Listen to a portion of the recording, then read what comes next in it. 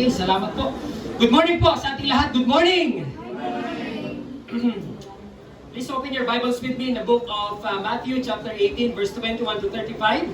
And today I'll be preaching a topic on forgiveness. Ano po, ngayon pong umaga. Matthew chapter 18 verse 21 to 35.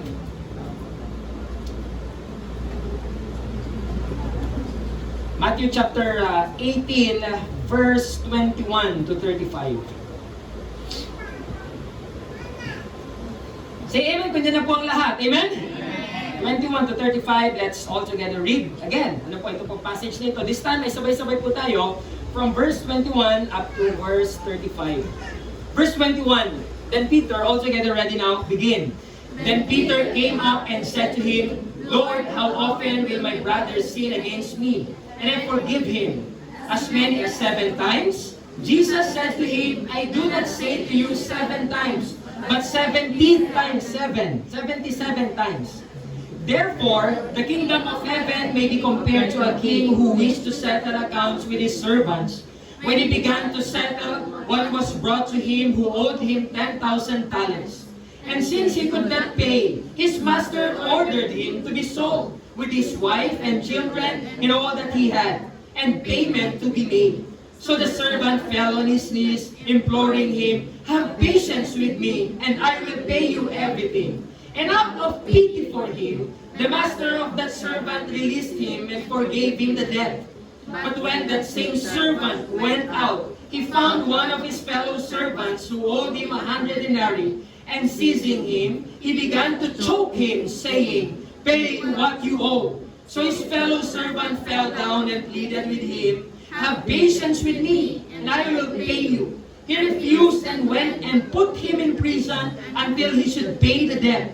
When his fellow servants saw what had taken place, they were greatly distressed, and they went and reported to their master all that had taken place.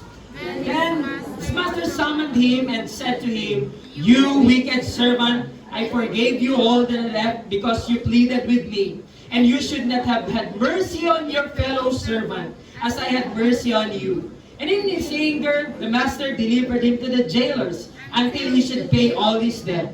So also my heavenly Father will do to every one of you if you do not forgive your brother from your heart. May the Lord God bless the reading of His holy word. Tayo po ay manalangin saglit. Dakilang Diyos, Ama naming banal na nasa langit, ngayon pong umaga ay amin pong pag-uusapan ang isa sa pinakamaselan po na topic na pwede po namin pag-usapan. Ito po ay tungkol sa forgiveness o pagpapatawad, Panginoon. Kami po ay nandito, Panginoon Diyos, at humihingi po ng makalangit na karunungan na ibaba mo na sa amin mula sa langit, sapagkat maliban na kumilos ang banal na Espiritu, Panginoon, ay hindi po namin lubos na maunawaan ang iyong mga salita. Kaya ngayong umaga, Panginoon, ay kumilos ka na, alisin mo na po ang disturbances, alisin mo na po ang espiritu ng pagkaantok, alisin mo na po ang iba po naming mga alalahanin na pwedeng umagaw ng amin pong atensyon ngayong umagang ito, Panginoon. Sapagkat ito lamang po ang aming samot panalangin sa pangalan ng aming tagapagligtas na si Jesus. Amen and amen. Maraming salamat po. And again, sa ating pong pagharap sa salita po ng Panginoon, let us sit properly as we listen to the preaching of God's Word. Wala na pong nakatungo, wala na pong nakatagilid, wala na pong yuko. Umupo po tayo ng husay, sit properly, sit straight. Don't talk to your seatmate, sa inyong katabi. And keep your phones and focus on God's Word ngayon pong umaga. Pastor Jay, paisuyo naman ang aking tubig.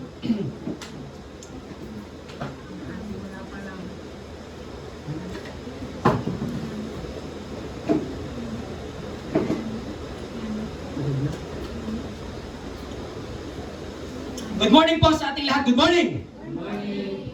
Yeah. Meron pong isang pastor na ang kanya pong pangalan ay Pastor Peter Tanchi. Siya po ay pastor ng church na tinatawag pong Christ's Commission Fellowship. At ang Christ's Commission Fellowship ay matatagpuan po sa Ortigas Extension sa may Ortigas Avenue. Ano po? Alam na alam po namin yung kanilang church dahil nung kami po ay pumapasok pa sa Taytay Rizal, ay hindi pwedeng hindi kami doon dadaan. Ano po? Papunta po doon sa kay Tikling Taytay Rizal sa BBSNI. Dadaanan po yung church na yon. Ang church nila Pastor Tanchi ay isang mega church. Ibig sabihin ng mega church, every Sunday, ang mga umaattend po sa kanila ay thousands of people. Ano po? At meron po silang, I think, 3 worship service sa buong maghapon. Ano po? Okay, meron silang worship service na pang-umaga. And then, yung panggitna, hindi ko alam kung anong worship service, pero yung pang-umaga nila is a worship service na ang preaching ay English. Ano po? And then sa hapon, yung worship service is Tagalog. And if I'm not mistaken, ang nag-preach po doon ay si Pastor Bong Saking. Ano po? And CCF or Christ Commission Fellowship, if I'm not mistaken, according to research or according to study, yun pong kanilang church is the biggest mega church. Biggest na nga, mega pa. Not only in the Philippines, but in Asia. Sa buong Asia. Okay? Ang CCF. So, meron na po silang gawain sa buong Asia. At yan po ang napakalaking ministry or gawain na meron po sa atin dito sa Pilipinas sa pangunguna ni Pastor Peter Tanchi. Ano po? Si Pastor Tanchi ay meron pong asawa, ano po? At meron po silang mga anak, no? Nung ang kanila pong church ay nagsisimula pa lamang at hindi pa mega church, at hindi pa nakikilala, na nagsimula po sila sa 12 na discipleship, Kinopya niya yung idea nung sa Panginoong Jesus, At ang tawag nung sila ay nag-uumpisa po ay E12, ang tawag niya doon sa kanyang inumpisahan na 12 na kanyang bina-Bible study.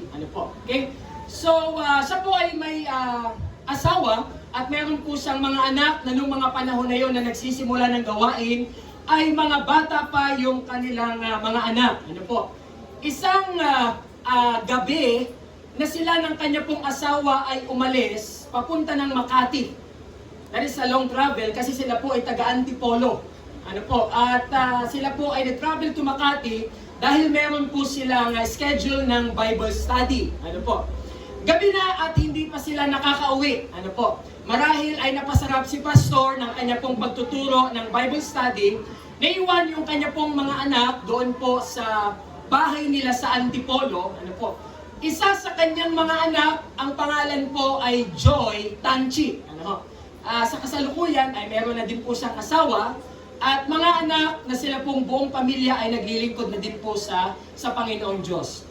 Si Pastor Tanchi, habang siya po ng asawa niya ay nagba-Bible study, gabing-gabi na sa Makati, yung pong kanilang bahay sa Antipolo ay nilooban, ng masasama, Okay, at nandun po yung mga bata, kasama nung time na yon, yung pong nagdadalaga pa lamang na si Joy, At pinasok ang kanilang bahay, kinuha ang kanilang mga gamit, alahas na pwede pong makuha, At higit pa doon, itong si Joy, na that time siya po ay bata na nagdadala 15 years old, Siya po ay walang habas na ginahasa nung ilang mga lalaki na pumasok doon po sa kanilang 10 lalaki. Ginahasa siya ng 10 lalaki na pumasok doon sa kanilang bahay habang si Pastor Peter Tanchi ay nagba-Bible study doon po sa Makati. So nangyari ang insidente, nangyari ang krimen, At ito po ang sabi ni Peter Tanchi nung siya po ay in-interview, this is the most devastating event, na nangyari sa kanilang buhay. Nasabi ni Peter Tanchi, siguro ay wala nang silang mararanasan pang mabigat na problema na kanilang kahaharapin na katulad ng kanilang kinaharap. Nung nangyari po ang insidenteng iyon.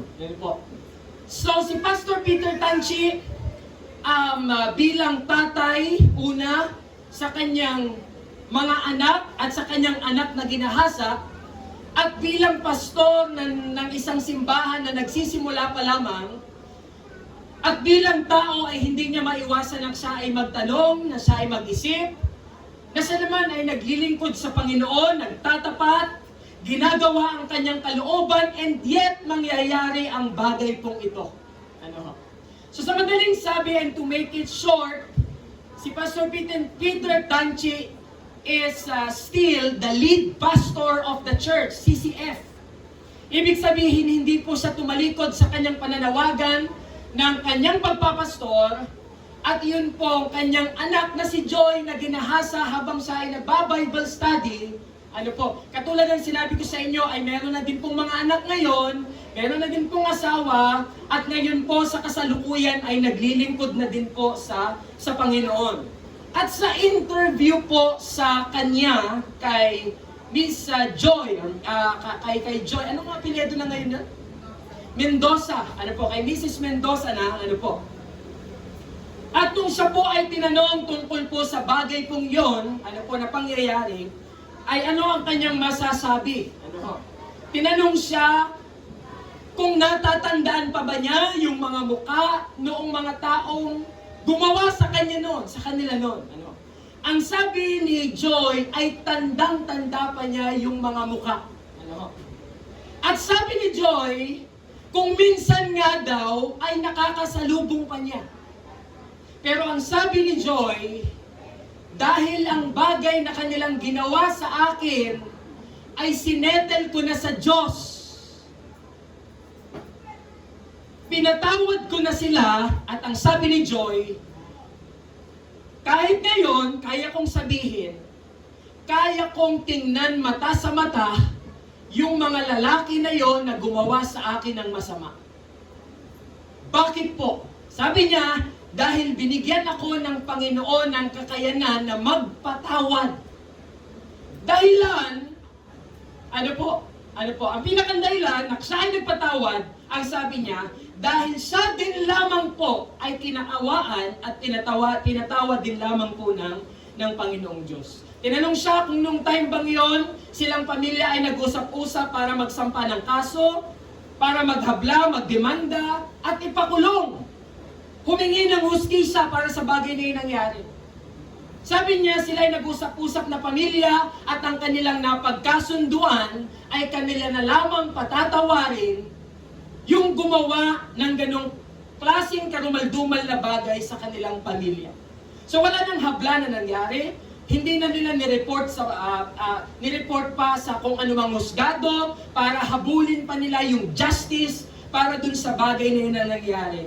Dahil ang naging gamot, ang nagiging solusyon para sa kanila ay yun pong forgiveness o yung pong pagpapatawad.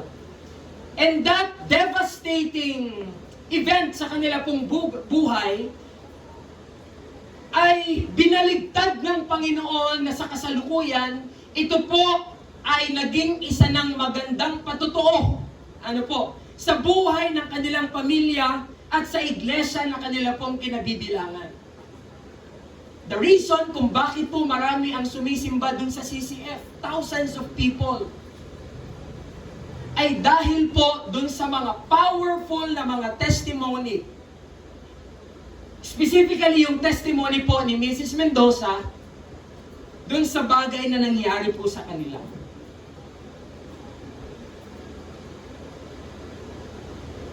Noon pong aming pinanood mag-asawa, matagal na, di ba? Parang nasa apartment pa yata kami noon.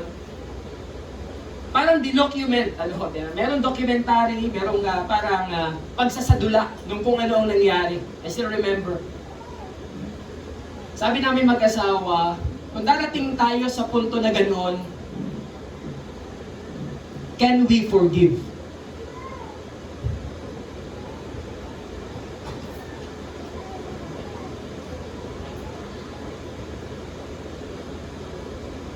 Wala pa nun si McCoy, nagkukwentuhan kami, ang sabi namin, kung sakaling tayo ay magkakaanak at ang ating anak ay babae,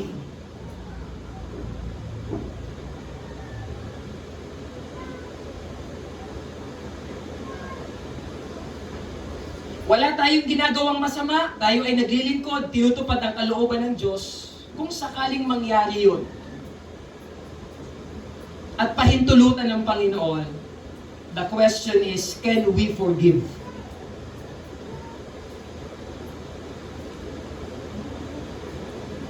Wala sana sigurong problema kay Pastor Peter Tanchi kung siya nung mga panahong yon ay backslider, kung siya nung mga panahong yon ay gumagawa ng masama, kung siya nung mga panahong yon ay wala sa ayos ang kanyang buhay, tapos nangyari yon, siguro mas matatanggap niya, madali. Pero yung ikaw ay nasa gawain ng Diyos, at nung mismong oras na nangyari na ginahasa ang kanyang anak, ay nagtuturo siya ng Biblia sa mga taong tinutulungan niya. Sabi ko nga, hindi ko alam.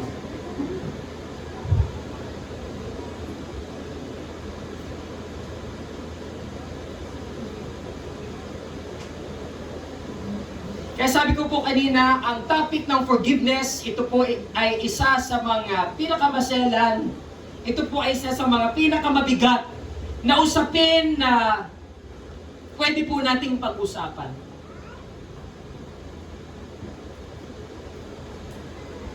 So as we think of the story of Pastor Peter Tanchi and Mrs. Joy Mendoza,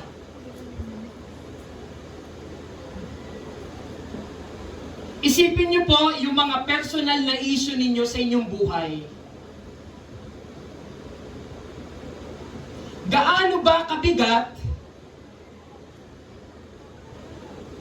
yung mga kasalanan na nagawa sa inyo na hindi ninyo maibigay yung pagpapatawad? Ganun ba talaga kalaki? Ganun ba talaga ka-seryoso? Ganun ba talaga kalubha? Para ipagdamot mo o hindi mo ibigay yung kapatawaran ng taong nagkagawa sa iyo ng pagkakamali o ng kasalanan. Yan man ay sa pamilya mo, yan man ay asawa mo, mga anak mo, mga kapatid mo, pinsan mo, kapitbahay mo, sino man yan, katrabaho mo, kaklase mo. Gaano kalaki yung kanilang nagawang kasalanan sa iyo na hindi mo maibigay-bigay yung kapatawaran? Humantong na ba talaga sa punto na merong nag-ahasang mahal mo sa buhay? Para hindi mo patawarin yung kasalanan ng tao na nakagawa sa iyo ng masama?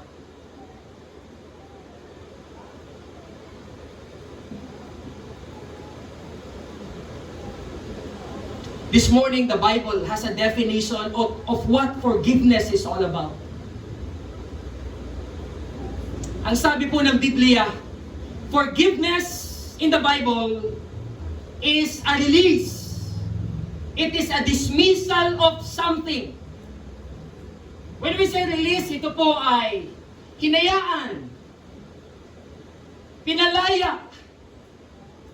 And when we say dismissal, ang ibig sabihin ay kinansel.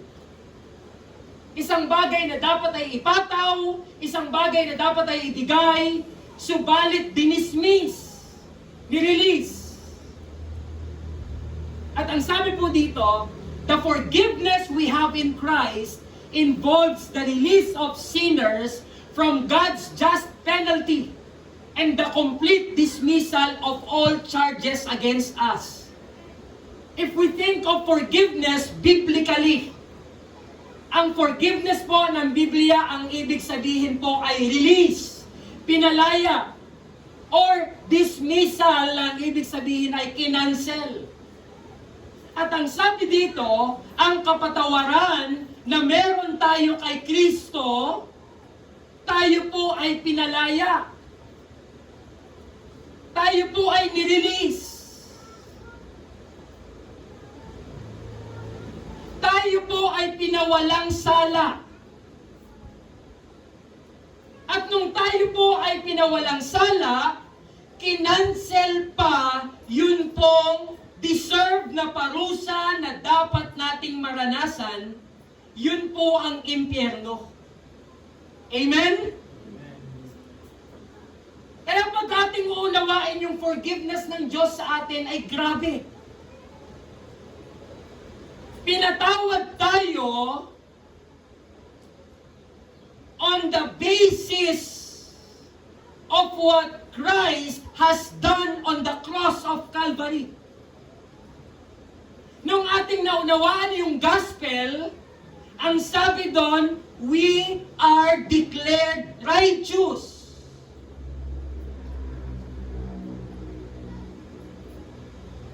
Pinawalang sala ka na para bang wala kang anumang dumi o sala na nagawa. At bukod doon, dinismiss, kinansel, yun pong parusa na dapat ay ibigay sa iyo, which is ang impyerno. Sa halip ang ibinigay ay ang pag-asa ng buhay na walang hanggan sa langit. Amen? Wow, yan ang forgiveness ng Panginoon. Kaya ang sabi sa Romans 8:1, basahin natin po yung talata. There is, ready now, begin. There is therefore now no condemnation for those who are in Christ Jesus. No condemnation. Pastor, asan ang forgiveness po sa verse na yan? There's no word for forgiveness in that verse, but the implication of no condemnation. Doon po natin makukuha yung pong idea ng forgiveness. Sa Tagalog, kaya nga, wala nang hatol. Can you imagine? Condemnation. Wala nang hatol para sa kanila na kay Kristo Jesus. Ibig sabihin, the moment na ikaw ay tumalikod sa iyong kasalanan at sumampalataya kay Kristo, nakipag-isa kay Kristo, nung oras na yon, ikaw ay tinanggalan na ng hatol. What is our deserved condemnation? Ang hatol sa atin ay eternal death. Walang hanggang pagkawalay sa Diyos sa dagat-dagatang apoy ng impyerno. Subalit nung tayo'y nakipag-isa kay Kristo, wala na daw pong hatol sa atin. And that is God's forgiveness. This morning, ito po ang key idea or main idea of our topic. Basahin po natin na sabay-sabay. The believer's forgiveness, ready now, begin. Punishment in hell through the sacrifice of God's only begotten Son, Jesus Christ, the very foundation why forgiveness should be demonstrated to anyone who has wronged us. Ang sabi po dito, tayong mga Kristiyano, ano po? The believer's forgiveness and cancellation of deserved punishment in hell through the sacrifice of God's only begotten Son, Jesus Christ, is the very foundation why forgiveness should be demonstrated to anyone who has wronged us. Tayo mga mananampalataya, pinatawad tayo. Kinansel. Yun pong deserved na punishment para sa atin, which is impyerno. Imagine, kinansel. Sa pamamagitan ng sakripisyo ng nag-iisang dugtong na anak ng Diyos, si Hesus Kristo. Yan daw po ang pinakang pundasyon kung bakit ang pagpapatawad ay dapat din po nating i-demonstrate sa kahit sino man pong makakagawa ng mali o ng kasalanan po sa atin. Amen? Sa madaling sabi, naranasan mong patawarin ng Diyos, naranasan mong palayain ng Diyos, at dapat yung kapatawaran na yon ay magawa mo ding maipakita o maiparamdam sa sino mang taong nakagawa sa iyo ng mali.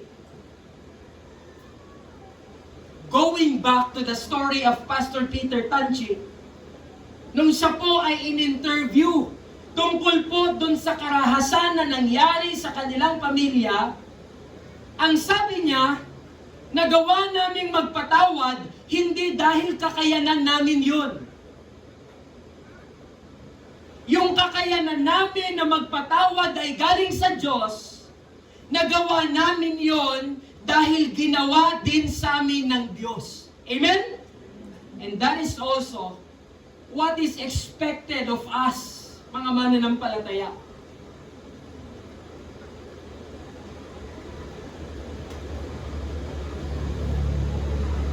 The release or a dismissal of something. Kaya mo bang mag-release? Kaya mo bang mag-dismiss?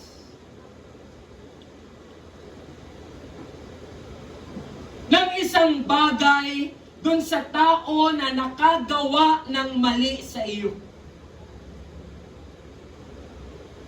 At ito po ang ating tatandaan ngayong umagang ito, mga kapatid.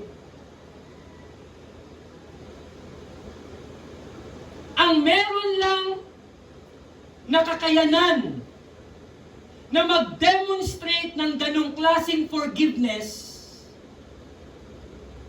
ay yun pong nakaranas ng ganong klaseng forgiveness mula sa Diyos. Sa madaling sabi, kung hindi ka tunay na mananampalataya, kung peke ang iyong pagkakristyano, hindi na inaasahan pa na ito ay magagawa mo. Hindi na inaasahan pa na ito ay maide-demonstrate mo the way na dapat mo itong maide-demonstrate. Well, Pastor, di ba ang iba namang mga tao, yung mga unbelievers, they can also demonstrate forgiveness? Yes. Kaya nilang mag-forgive yung mga unbelievers. Pero alam niyo ba ang forgiveness na kaya nilang ma-offer? Ay forgiveness na nakabase dun sa degree na nagawa sa kanilang mali. Patatawarin kita. O ibibigay ko sa iyo ang pagpapatawad, pero depende yan dun sa bigat ng kasalanan na nagawa mo sa akin. Di ba meron pa tayong maririnig na mga salita ng mga unbelievers? Tandaan mo ito. Pag ginawa mo yan sa akin, hindi kita mapapatawad. Yun ay salitain ng mga hindi mananampalataya. Kaya sabi ko po sa inyo, ang meron lang may kakayanan na mag-demonstrate ng forgiveness na katulad ng forgiveness ng Diyos ay yun pong mga totoo na mananampalataya, totoong merong personal na relasyon kay Kristo. Dahil ang pagpapatawad ng isang Kristiyano ay klase ng pagpapatawad na kahit anong gawin sa kanya ay wala pong nagiging problema sa forgiveness. Anumang degree ng kasalanan o mali na gawin sa kanya, wala siyang hindi kayang patawarin. That is the power of a true believer. That's why this topic this morning, if you are not a believer of the Lord Jesus Christ, hanggat wala kang relasyon sa Kanya, you cannot demonstrate this kind of forgiveness. That's why in Ephesians 4:32, sabi ni Apostol Pablo, ano po? Sabi ni Apostol Pablo, basahin po natin lahat, all together, ready now, begin. Be kind to one another, tender-hearted, forgiving one another, as God in Christ forgave you. Look at that. Forgiving one another.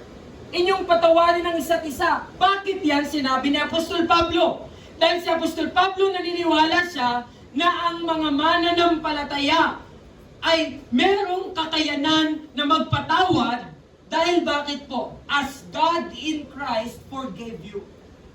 Ang basis lagi ng ating forgiveness ay dahil naranasan nating patawarin ng Diyos. Hindi tayo nakabase dun sa mali, degree ng kasalanan na ginawa sa atin. Patawarin kita, depende sa nagawa mo sa akin.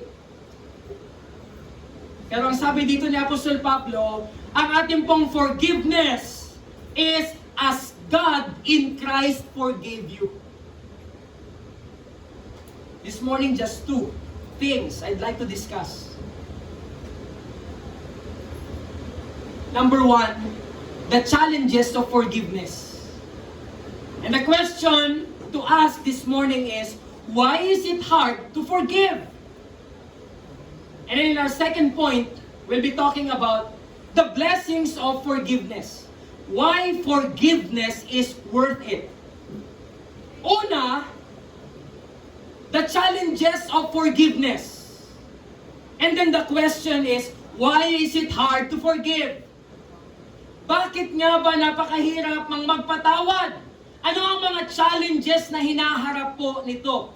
Let me share you ilang pong mga bagay. Una, kung bakit mahirap magpatawad, basahin natin yung unang reason. Ready, begin! Deep emotional pain. Pakilakas nyo po. Ready, go! Deep emotional pain. What's the idea of that? Ready, begin! Minsan ay masyado malalim ang sugat kaya hindi makapagtawad. Yan! Ano? Okay? Yan na din po yung sinasabi ko po kanina. The first reason kung bakit mahirap magpatawad ay dahil minsan sadyang yung nagawa sa ating kasalanan ay malalim ang sugat. So minsan talaga, kahit mananampalataya na tayo, yung atin pong forgiveness ay binabase pa rin natin dun sa degree ng kasalanan na nagawa po sa atin. Mahirap po talagang magpatawad kapag ibabase mo sa degree ng kasalanan ginawa sa iyo. Huwag mo dun ibase. Magpatawad ka dahil pinatawad ka din ng Diyos. That's the only basis. Pero katulad po ng sinabi, ang dahilan kung bakit mahirap magpatawad, malalim po masyado ang sugat na naiwan dun sa mali na nagawa. Pangalawa, dahilan kung bakit mahirap magpatawad. Basahin niyo po yan. All together, ready, go! Craving for justice. Yan. Anong idea po niyan? Ready, begin! Kinahanglan na makaganti muna bago alisin ang galit at magpatawad. Say amen if you agree. Tama ba yan?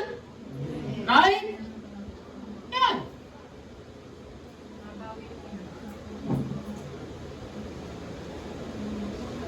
Craving for justice. Kung sasabihin mo, bago kita patawarin, ay sana meron munang mangyaring masama sa iyo, o di kaya naman ay paganti muna ako. That is not forgiveness at all. That is already revenge. O paghihiganti. Hindi na yun pagkapatawad. Pero ang dahilan kung bakit tayo ay mahirap magpatawad, dahil naghahangad pa tayo ng hustisya dun sa kasalanan ginawa natin. Kung yan ang aantayin natin, we will never be able to exercise heavenly forgiveness.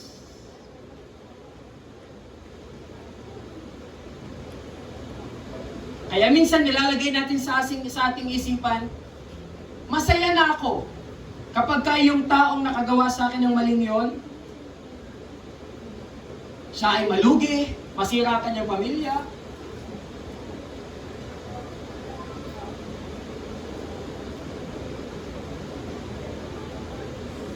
So we want justice first before we extend forgiveness.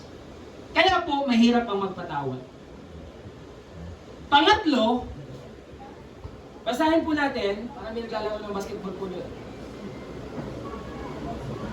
Wala naman? Ha? Okay, so pangatlo po, ready now, begin. Misunderstanding of forgiveness. Anong idea po niyan? Ready, begin. Akala natin ay kinuhusin natin ang ginawang masama sa atin kapag tayo ay Yan ang wrong wrong na pagkakaunawa, maling pagkakaunawa sa pagpapatawad. Ayaw natin mag-extend ng forgiveness kasi ang akala natin, ang iniisip po natin, di kinonsinti ko yung ginawa niya sa akin kung sa ay patatawarin ko na lang ng basta-basta sa bagay na ginawa niya sa akin. Kaya ayaw nating magpatawad. Dahil akala mo ay pangungunsinti yun dun sa tao na nakagawa sa iyo ng mali. So una, Ang hirap magpatawad dahil minsan masyadong malalim ang sugat. Pangalawa, mahirap magpatawad dahil tayo po ay nagkikrave ng justice.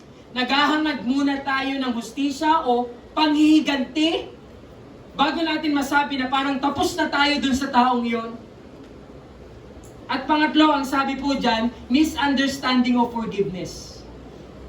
Ang akala natin, pag pinatawad ko yung taong yan, ibig sabihin, kinonsinti ko lang yung kanyang ginawang masama. Pang-apat, the fear of vulnerability. The fear of vulnerability. Ano po ang idea niyan? Basahin natin nasa baba. Ready now, begin. Yan! Ano? Minsan ayaw natin mag-extend ng forgiveness dahil ang ating tinatatak sa ating isip, abay, mamimihas ang tao. Kaya sinasabi natin, ano yun? Ganun-ganun na lang? Ay di kapag hinayaan ko na lamang siya at tinatawad ko na lamang siya na parang walang nangyaring anuman. Parang binibigyan ko uli siya ng karapatan na gawin niya uli sa akin yung ginawa niya sa akin. So takot tayo na baka maulit muli yung ginawa sa atin, kaya ayaw natin o ipinagdadamot natin ang pagpapatawad. Kaya sinasabi natin, ano ka, sinuswerte? Ganun-ganun na lang. Eh di pag pinatawad kita, unang-una, kinukonsinti kita sa ginawa mong mali. Parang sinasabi ko na lang na, okay lang yung ginawa mo sa akin. At pangalawa, pang-apat, sabi dito, siguradong uulitin mo muli sa oras na ikaw ay aking patatawarin. That's why you withhold forgiveness. At panglima, ang sabi po dito, continuing offenses. Yung tuloy-tuloy na ginagawan ka ng masama. Kaya ang sabi po dito, ito ang pinaka-extreme sa lahat. Lalong mahirap, basahin po natin, ready, begin. Lalong mahirap na magpatawad kung ang gumagawa ng masama sa iyo ay hindi tumitigil. May tanong ako sa inyo. Ang pagpapatawad po ba ay kailangan mo nang hingin bago ibigay? Baguhin ko yung tanong. Ang tunay bang pagpapatawad ay kailangan mo nang hingiin bago ibigay? Laksi ang sagot. No. Ang tunay na pagpapatawad ay ibinibigay kahit hindi hinihingi. Yan ang heavenly forgiveness. At ang magpatawad ay lalong mahirap kung yung gumagawa sa iyo ng masama, una ay hindi na nga humihingi ng tawad, tapos tuloy-tuloy pang gumagawa sa iyo ng kasalanan. Ay ano, magbibigay ka? Hindi na nga nahingi ng tawad, tapos tuloy-tuloy pa siyang gumagawa sa iyo ng masama. Pero ang sabi, ang tunay na forgiveness ay ibinibigay kahit hindi hinihingi at kahit paulit-ulit na ginagawa sa iyo.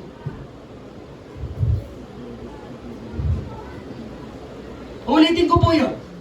Ang tunay pong forgiveness ay ibinibigay kahit hindi hinihingi sa iyo at kahit paulit-ulit na ginagawan ka pa rin ng masama.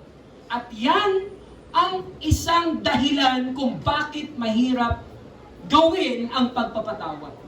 We have 5. Bakit mahirap magpatawad? Deep emotional pain. Masyadong malalim ang sugat. Masyadong malala ang nagawa. Nakabase tayo sa degree ng kasalanan ginawa ng isang tao bago tayo magbigay ng forgiveness.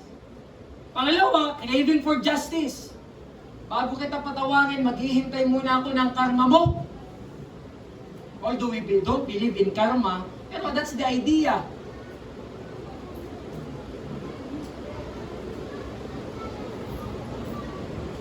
Ayaw natin magpatawad because of the misunderstanding of forgiveness. Pag pinatawad kita, ibig sabihin ay parang sinasabing okay lang yung nagawa mo sa aking masama. Ano ka? Sinuswerte? At pang-apat, the fear of vulnerability. Ayoko magpatawad. Dahil sa oras na ibigay ko ito, mamimihasa yung taong gumagawa sa akin ito. At pang-lima, continuing offenses. Mahirap ka magpatawad dahil yun nga, hindi ka hinihinga ng tawad at tuloy-tuloy pa rin na ginagawan ka ng kasalanan. Here's what I want us to think about this morning. Sa limang ito na basic na mga dahilan kung bakit mahirap magpatawad, here's what I want us to think this morning.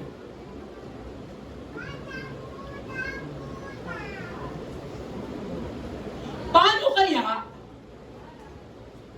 kung bago ka pinatawad ng Diyos at binigyan ng kaligtasan, ay dinemand niya muna itong limang ito? Paano kung kaya kung sinabi ng Panginoon, ayaw kitang patawarin?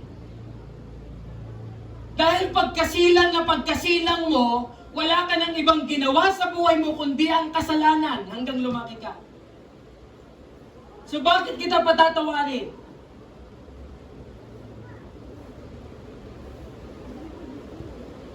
Paano kung sinabi ng Diyos, o sige, bago kita patawarin, isasawsaw muna kita ng mga 1 oras sa impyerno para patas na tayo. Kung ang Diyos ay nag-crave ng justice, bago tayo patawarin, alam niyo ba kung ano mangyayari? Kung hustisya ang hihingi ng Diyos bago tayo patawarin, ipapadala niya tayo sa impyerno magpasawalang hanggan. Dahil doon lang masasatisfy yung kanya pong galit.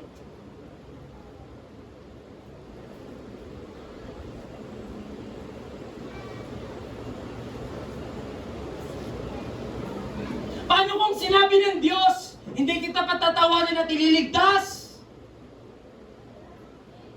Dahil kapag iniligtas kita, ikaw naman ay gagawa pa rin ng kasalanan. Paano kung ang Diyos ay merong misunderstanding of forgiveness? At ang nasa isip ng Panginoon, hindi ko na lang ililigtas at patatawarin ng taong yan. Alam ko naman na magagawa niya uli ako ng kasalanan. Let me ask you this question, Pastor Jake. Nung niligtas ka ng Panginoon, di ba ikaw naman ay nakakagawa pa rin ng kasalanan? Paano kung sinabi ng Panginoon, hindi ko na ililigtas yan si Jake at patatawarin? Dahil yan naman ay kapag ka pinatawad ko at niligtas ko, yan naman ay tiyak at sigurado na makakagawa pa rin ng mga kasalanan. At ang kapal ng mukha niya, papasok pa sa akin sa bayan ng langit pagdating ng panahon. Ano kung sinabi ng Panginoon ng ganun kay Pastor Jake? And to all of us.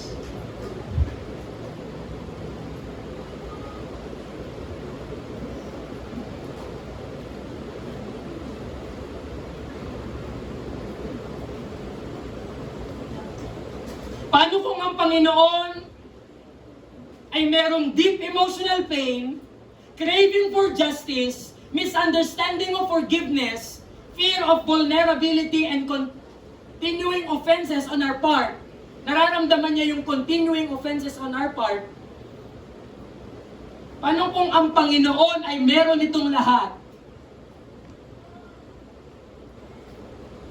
Ang ibig sabihin po, it is impossible for us to receive God's forgiveness.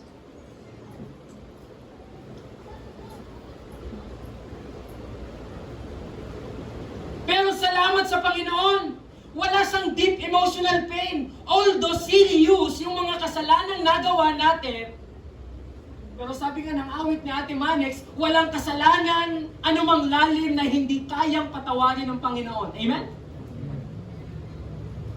Wala sa Panginoon yon.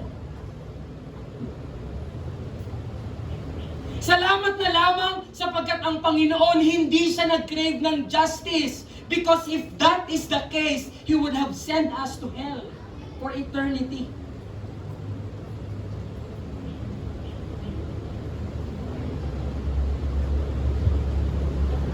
alam niyo ang Panginoon, hindi man siya nga nag-crave sa atin ng justice na dapat tayo ay itapon niya sa impyerno at doon lang makukuha yung justice niya. That doesn't mean na basta na lamang po niya tayong pinatawad. Yung crave ng Diyos na justice na dapat tayo ang tumanggap, our faithful friend, our Redeemer, our Lord and Savior Jesus Christ, took the punishment of our sins and satisfied the justice of God.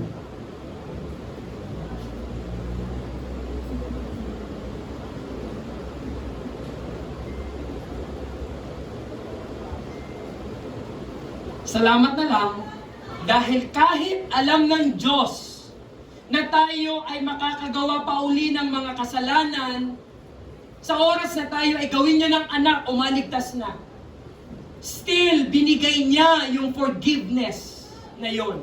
Kahit alam niyang tayo ay madadapa pa rin, makakagawa pa rin ng masama sa Kanya, niligtas niya tayo eh. Pa rin. And imagine niyo po ito, yung continuing offenses. Hanggang sa mga oras na ito, ay nasasaktan na o-offend natin ang Diyos sa lahat ng kasalanan na gagawa natin. Pero ang Panginoon has never stopped extending His forgiveness to all of us. Amen? Kaya grabe ang Panginoon.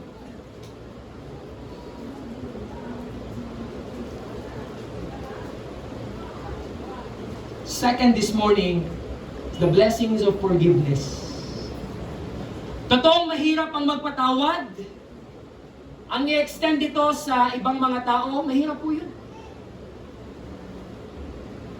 Pero pag ginawa natin ito, in-exercise natin ito, the question is, why forgiveness is worth it? Una, sabi po dyan, forgiveness removes pride. Ang pagpapatawad ay nag-aalis ng pride o ng ego. Basahin po natin yung Genesis chapter 45, 6-7 and Genesis 50:20. The context is Joseph at sa kanya pong mga kapatid. Basahin natin yan. For the famine, ready now, begin.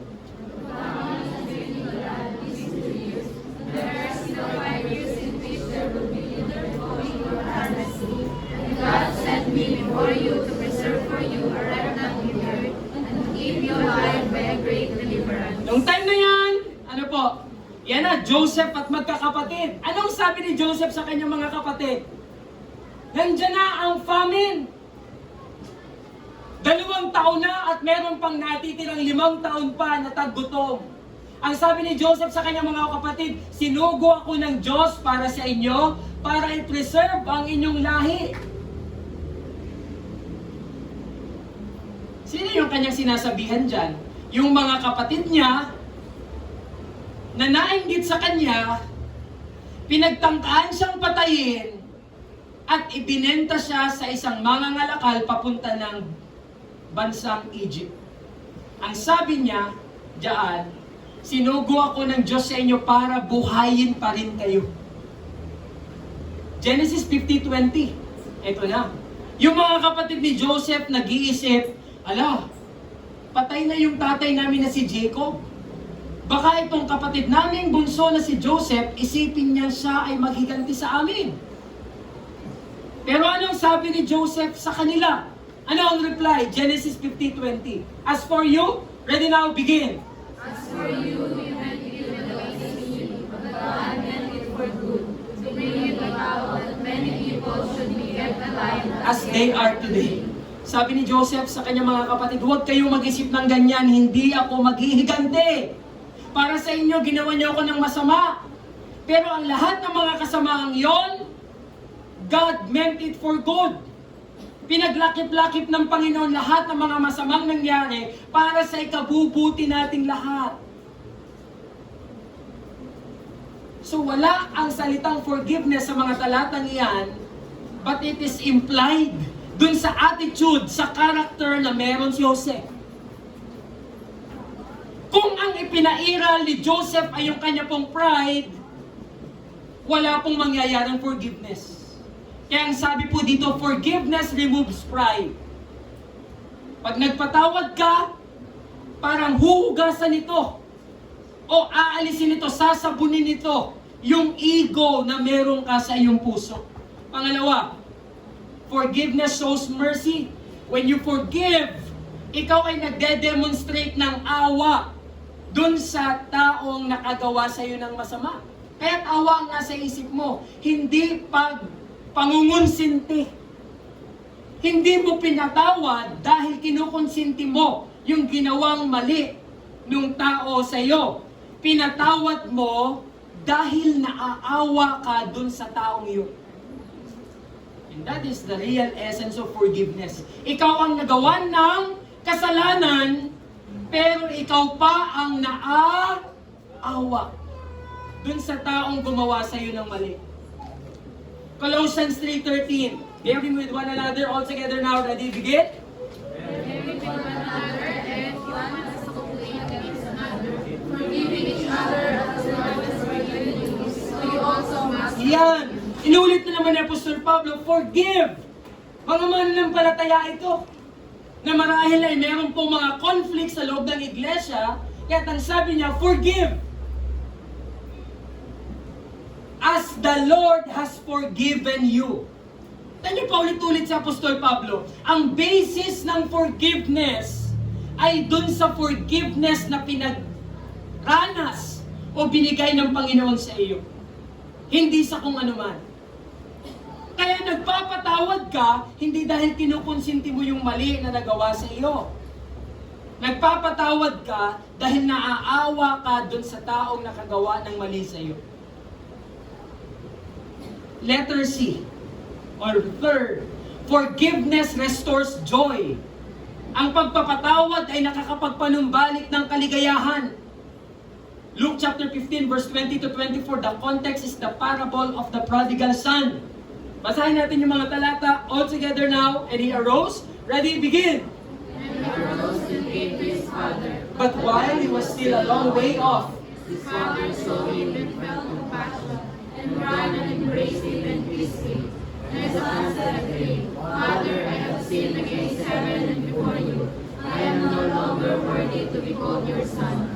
but the father said to his servants, bring quickly the best robe, and put it on him, and put a ring on his hand, and shoes on his feet, and bring the fattened calf, and kill it, and let us eat and celebrate.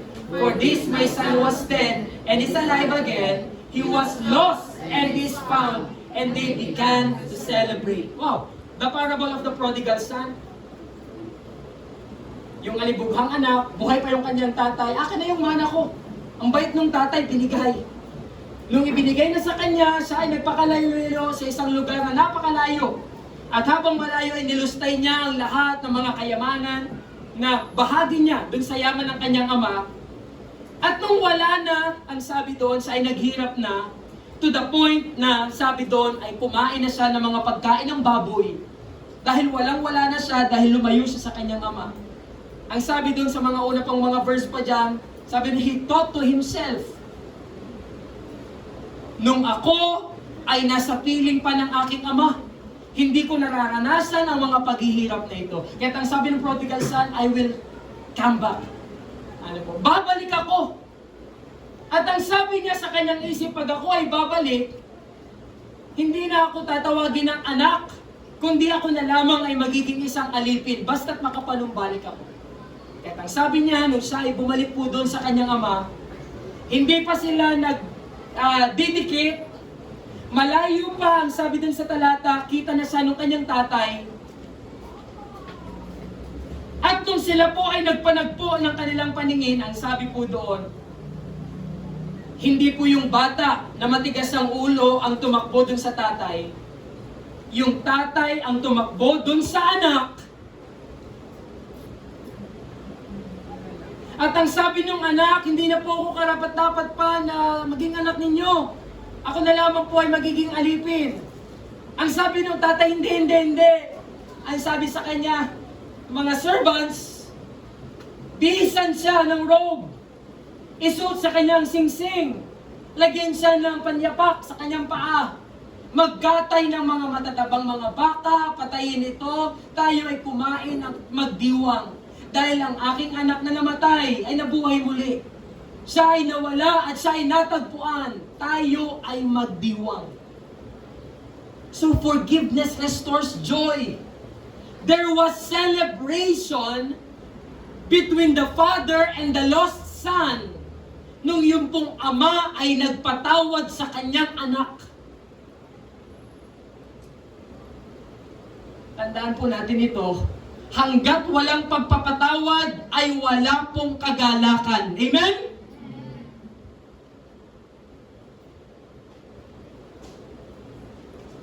Number 4, the blessing of forgiveness. Una, removes pride. When you forgive, nauugasan ito yung ego natin. When we forgive, nagde-demonstrate tayo ng awa. Kahit sa kabila na tayo yung nagawa ng masama, tayo pa yung naaawa. And that is God's character being shown sa buhay ng kanya pong mga anak. Pangatlo, ang pagpapatawad ay nakakapagpanumbalik ng kagalakan. At pang-apat, ang sabi po dito, forgiveness affirms love. Ang pagpapatawad ay nagpapatunay ng pag-ibig. John 14:15, if you love me. Ready now? Ready? Begin. If you love me, you will keep my commandments. Sabi ni Jesus, kung tunay niyo akong mahal, susunod kayo sa aking mga utos. And one of the commandments is to forgive. Kaya yung pong ating pagpapatawad sa tao ay hindi natin ginagawa primarily sa mga tao o dun sa tao. Nagpapatawad tayo first and foremost for God. Amen? Hindi na dun sa taong nakagawa ng kasalanan eh. Panginoon, magpapatawad ako. Para sa iyo, unang-una. Bonus na lamang yung para dun sa tao na nakagawa ng kasalanan sa akin. Kasi sabi mo, Panginoon, kung tunay kitang mahal, I will keep your commandments. And one of your commandments is to forgive. Utos mo, Panginoon, na magpatawad eh. Kaya gagawin ko ito unang-una dahil sa iyo. At bonus na lang para dun sa tao na nakagawa sa akin ng mali. At panglima, ngayon pong umaga, forgiveness proves a spirit-filled life. Ang pagpapatawad ay nagpapatunay na tayo po ay puspos ng banal na espiritu. Ulitin ko po yun. Ang pagpapatawad ay nagpapatunay na tayo ay puspos ng banal na espiritu. Galatians 5:22-23. All together, but the fruit, ready now, begin. But the fruit of the Spirit is love, joy, peace, patience, kindness, goodness, faithfulness, gentleness, self-control. Against such things there is no law. Nasaan, Pastor, yung forgiveness po diyan? Hindi ko naman po makita. Ang bunga daw ng banal na espiritu ay pag-ibig. Pag ang isang tao ay puspos ng banal na espiritu, nasa kanya ang pag-ibig. Nasa kanya ang joy, nasa kanya ang peace, nasa kanya ang patience, kindness, goodness, faithfulness, gentleness, self-control. Taglay niya yung lahat. Nasaan ang forgiveness niyan, Pastor? The word is patience. Sa ibang salin, ito po ay long-suffering. The fact that you are patient to the person, ibig sabihin po, siya ay iyong pinapatawad. The fact that you are patient to the person, ibig sabihin po, pinapatawad mo yung taong yun. Kaya po ang forgiveness ay nagpapatunay na puspos ka ng banal na espiritu. Kaya alam niyo po ang forgiveness, ito po ay something na hindi po built-in sa atin. Hindi po nature natin ang magpatawad. Hindi natin ito kalikasan. Unless the Spirit fills us, we can never forgive. Kaya pansinin po natin ito. Pag po ayaw nating magpatawad, ang ibig sabihin nun, tayo ay puspos ng ating mga sarili. Full of self. Kapag ayaw mong magpatawad, masyado kang puspos ng iyong sariling ego.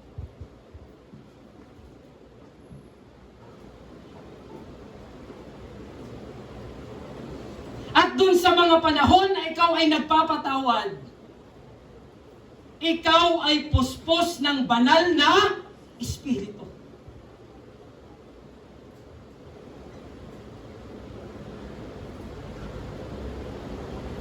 At panghuli ngayon pong umaga, the blessings of forgiveness. We have 6. Forgiveness frustrates Satan. Kapag tayo ay nagpapatawad, alam nyo bang yan ay ayaw na ayaw ng dyablo? At lahat ng mga bagay na ayaw ng dyablo, yan ang gusto ng Diyos na ipagpatuloy nating gawin. Amen? Kung kailan hindi natutuwa ang dyablo, tayo'y magpatuloy. Ayaw ng dyablong tayo'y magpatawad. Alam niyo po kung bakit? Tayo po ay nagpatawad, wala na tayong pride. At gusto ng dyablo na tayo po'y may pride. Pag tayo po ay nagpatawad, we are showing mercy. And Satan hates mercy. Pag tayo po ay nagpatawad, it restores joy. At ayaw po ng dyablo ng restoration. Because he came to steal, to kill, and to destroy. Ayaw ng dyablo ng pag-ibig. Kaya ayaw niya ng pagpapatawad. Ayaw ng dyablo na tayo ay puspos ng banal na Espiritu. Kaya ayaw niya ng pagpapatawad. Pero sa atin pong mga Kristiyano, kung ano ang ayaw ng dyablo, yan ang mga bagay na dapat nating ipagpatuloy gawin. Amen? Wow. 2 Corinthians 2:8-11. This is the basis. So I beg you, ready now, begin. So I beg you to remember your love for me. For this I wrote, that I might test you and know whether you are obedient in everything. Anyone whom you forgive, I also forgive. Instead, indeed, what I have forgiven, if I have forgiven anything, has been for your sake in the presence of Christ, so that we would not be outwitted by Satan. For we are not ignorant of his designs. We are not ignorant of his designs.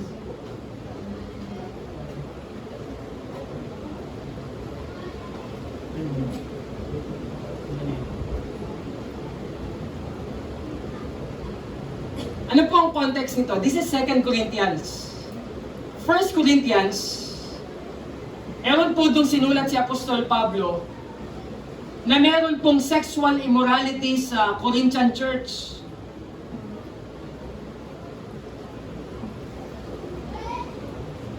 Meron pong mga pagtatalit na hindi dapat mangyari.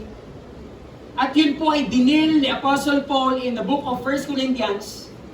Nasay galit, na ang sabi niya, yung taong gumagawa nun, ang sabi niya ay ihiwalay sa inyo, disiplinahin. But in the book of 2 Corinthians, ang sabi ni Apostol Pablo, ang sabi dito, anyone whom you forgive, I also forgive. In-affirm ni Apostol Pablo na yung taong yon ay pinatawad na ng iglesia. At palibhasa ay pinatawad na yung dating na-disiplina na restore na ngayon yung kanyang membership.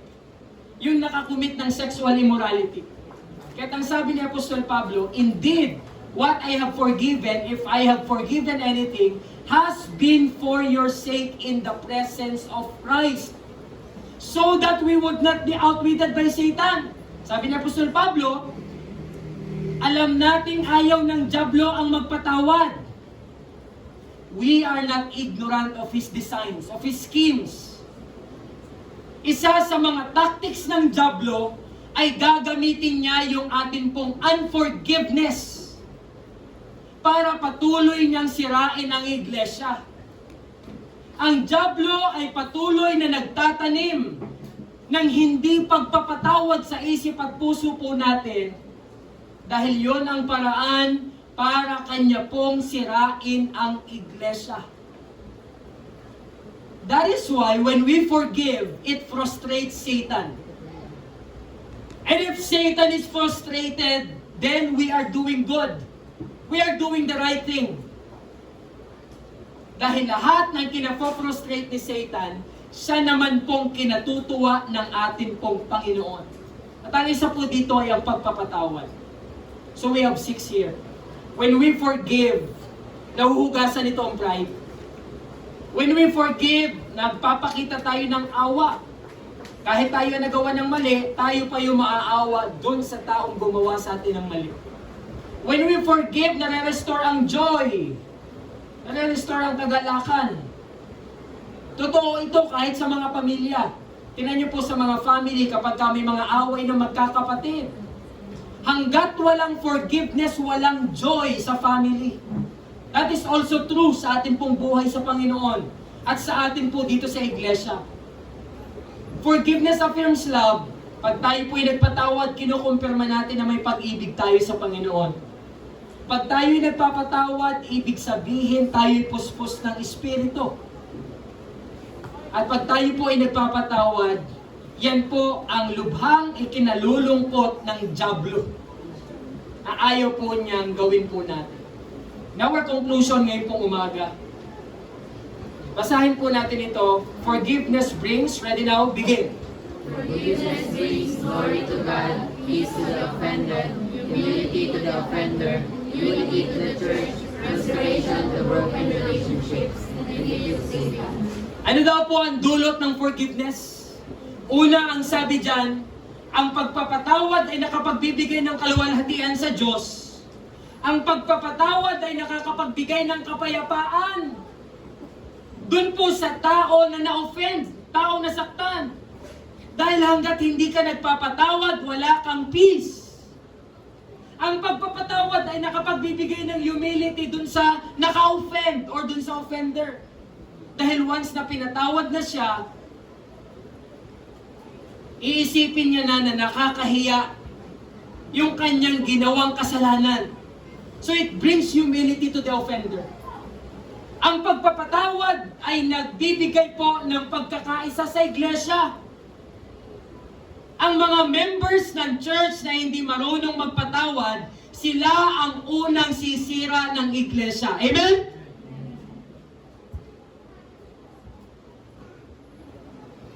Ang mga tao na members ng church na ang tingin dun sa mga taong nakagawa ng mga kasalanan ay masama, na hindi sila makapagpatawad, sila ang unang sisira ng iglesia.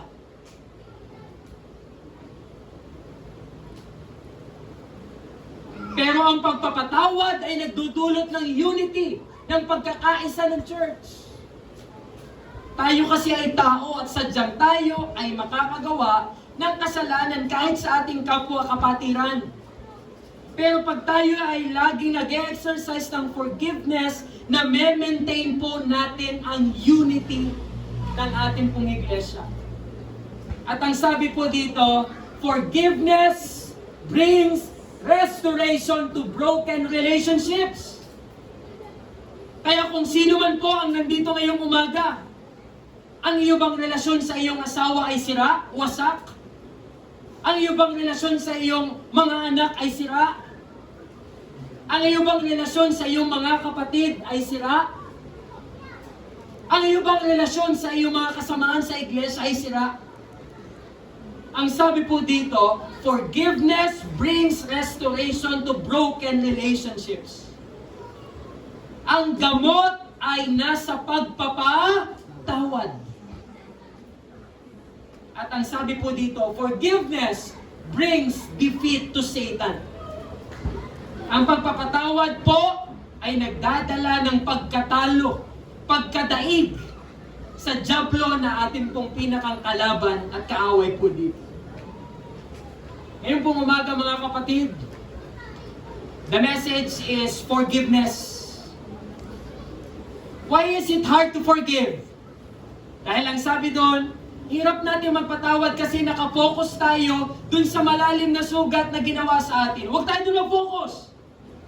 Mag-focus tayo doon sa fact na pinatawad tayo ng Diyos, and we will also forgive kahit gaano kataas yung degree or kalalim yung degree ng kasalanan ginawa sa atin. Bakit mahirap magpatawad? We are craving for justice first bago tayo mag-extend. Let us not wait for justice. Dahil nung tayo'y pinatawad ng Diyos, hindi siya humingi ng hustisya bago niya binigay yung kapatawaran natin. Binigay ng Diyos yung kapatawaran natin kahit sa kabila na hindi niya tayo muna dinala sa impyerno para lamang masatisfy ang kanyang justice. Mahirap mang forgiveness dahil kadalasan ng forgiveness ay hindi natin lubos na nauunawaan. Akala natin ay pangungunsinte dun sa taong nakagawa sa atin ng mali. Hindi po yun ang nasa isip po natin. Nag-extend tayo ng forgiveness hindi dahil kinukonsinti natin yung kasalanan na nagawa sa atin. We are extending forgiveness dahil mahal natin ang Panginoon at utos niya ang magpatawad. Hindi sa kinukonsinti yung kasalanan na nagawa. Bakit po mahirap ang magpatawad? Fear of vulnerability. Natatakot tayong baka ulitin sa atin yung nagawang kasalanan. Huwag ganyan. Dahil ang Diyos nung pinatawad ka niya, alam ng Diyos na magagawan mo uli siya ng kasalanan. And yet, pinatawad ka pa rin niya. At mahirap tayong mag-forgive because of the continuing offenses. Nahihirapan tayong magpatawad dahil hindi hinihingi sa atin at hindi tayo tinitigilan na nagawa ng kasalanan. Huwag din po yan ang maging basis natin kung bakit natin hindi ibibigay ang pagpapatawad. Dahil nung tayo po ay pinatawad ng Diyos, hindi niya hiningi na humingi ka muna ng tawad bago kanya pinatawad. He has already forgiven you before the foundation of the world. Don't you know that?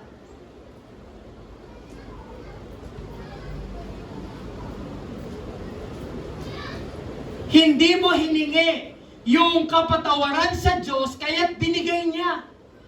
Binigay niya yon. Kahit hindi mo pa hinihingi, dahil ang sabi ng Biblia, hindi ka pa sinisilang sa mundong ito, hindi pa nilalalang ang sanlibutan, kilala ka na ng Diyos, alam na ng Diyos na magagawan mo siya ng kasalanan, and yet pinatawad ka na niya.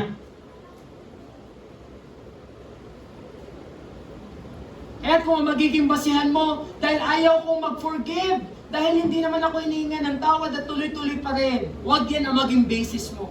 Gawin mong basis yung forgiveness ng Diyos sa iyo. Panginoon nga di pa ako sinisilang, pinatawad na ako. Binuhay pa ako sa mundong ito kahit alam naman niya na marami akong magagawang kasalanan. What a love! What a forgiveness!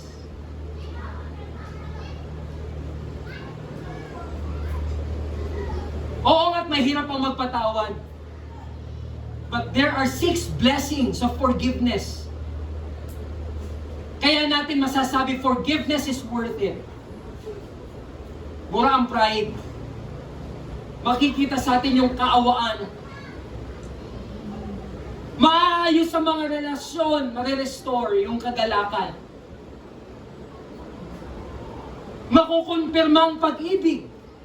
Dahil ang tunay na test ng pag-ibig ay ang kapatawaran.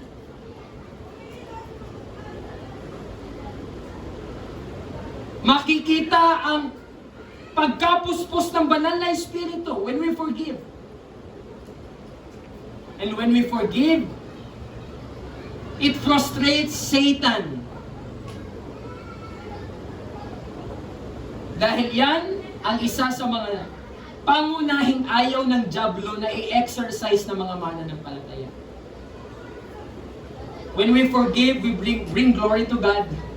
When we forgive, there is the blessing of peace sa part natin na offend. When we forgive, it brings humility to the offender. Mahihiya na siya eh. Pagka siya ay pinatawad mo, mahihiya na siya sa kasalanan ginawa mo. So it will humble the offender. Forgiveness unifies the church.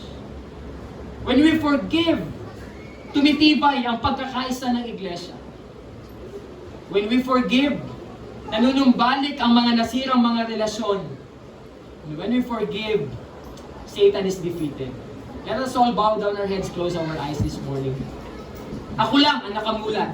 Walang hindi nakamulat. Lahat ay tumungo, lahat ay pumikit. Ang nakamulat ay pangit.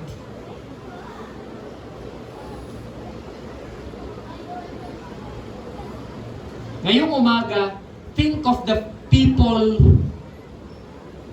who have offended you. Is there anyone who committed an offense against you? Meron ba? Alalahanin mo. Sira ba ang relasyon mo sa iyong asawa? Sira ba ang relasyon mo sa iyong mga anak? Sira ba ang relasyon mo sa iba pang miyembro ng inyong pamilya? Ng iyong kapitbahay? Katrabaho? Kaklase? At higit sa lahat, sira ba ang relasyon mo sa kapwa mo, kapatiran na kasama mo sa iglesia? At matapos mong alalahanin kung merong mga taong specific sa iyong isip na nakagawa ng mali sa iyo, have you forgiven them? Napatawad mo na ba sila kahit hindi pa sila humingi ng tawad? At kahit inuulit pa rin nila yung ginawa nila minsang kasalanan sa iyo. This morning, search your heart. Bakit ang hirap mong magpatawad? Nakafocus ka ba doon sa lalim ng sugat na nagawa sa iyo? Nakafocus ka ba sa hustisya? Naghihintay ka pa rin.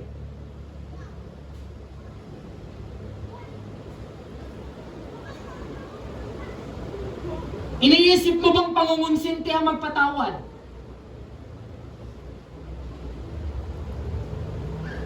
Takot ka ba na baka gawin uli sa iyo, kaya ayaw mong patawarin?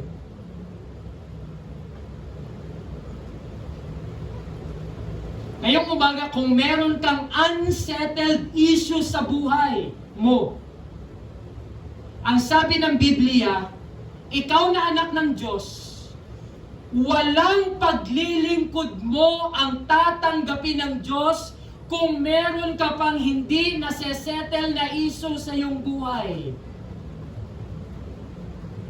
Walang kwenta ang paglilingkod mo, walang kwenta ang paghahandog mo sa Diyos kung hindi ka magpapatawad. Dahil ang sabi sa kwento ni Jesus, isang araw meron siyang nakitang dalawang tao. Ang isa ay mayaman, ang isa ay mahirap.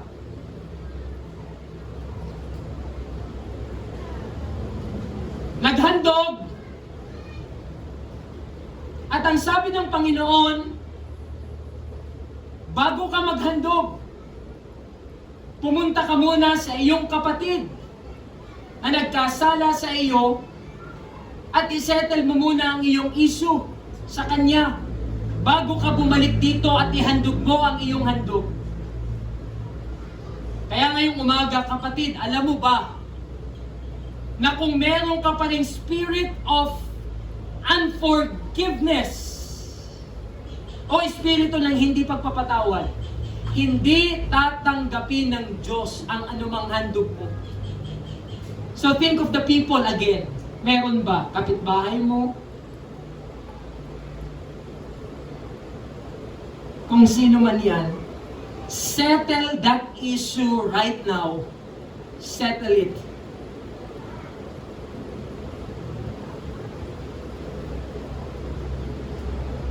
Kahit sino pa yan, kahit magulang mo pa yan,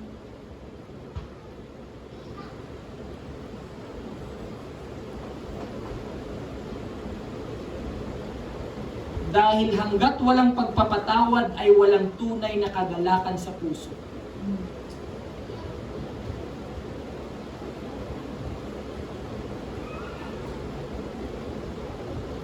Let us release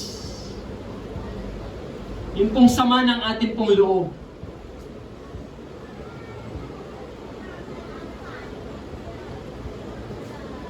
At sana simula sa araw na ito, sino man yun na nakagawa sa atin ng mali, palibasa na patawad na natin, sana ay kaya na natin silang tingnan ng mata sa mata na walang pag-aalinlangan sapagkat sa puso natin ay tunay na natin siyang napatawad. Lord, thank you sa umaga pong ito for this topic. Ito ay napakahirap, pero napakasarap gawin. Dahil ang ganansya po nito ay sa amin din, Panginoon, ang balik. Kami ang may kapayapaan, kami ang may katahimikan, kami ang may kagalakan kung kami ay magpapatawad. At kung meron kaming unang hihingan dapat ng tawad na pinagkasalaan namin, ikaw yun, Panginoon. At nung pinatawad mo kami, hindi mo tingnan ang lalim ng kasalanan na ginawa namin bago mo in-extend yung forgiveness. Nung pinatawad mo kami, Panginoon, hindi ka naghangad ng hustisya. Dahil kung maghahangad ka, impyerno kami.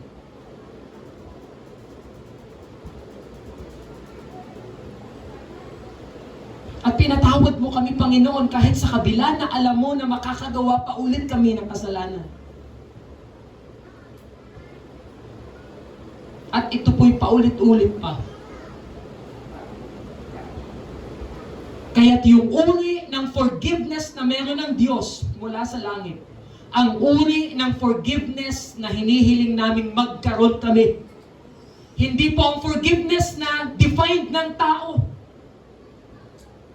Dahil ang forgiveness ng tao ay sadyang mayroong ibang pinagbabasihan. Depende sa laki ng nagawang kasalanan o liit. Depende pa minsan dun sa tao. We want forgiveness from heaven right now, Panginoon. Salamat po ngayong umaga. Ito pong panalangin ko sa pangalan ng Panginoong Jesus. Amen and amen. Have you been blessed by the Word of God this morning? Amen?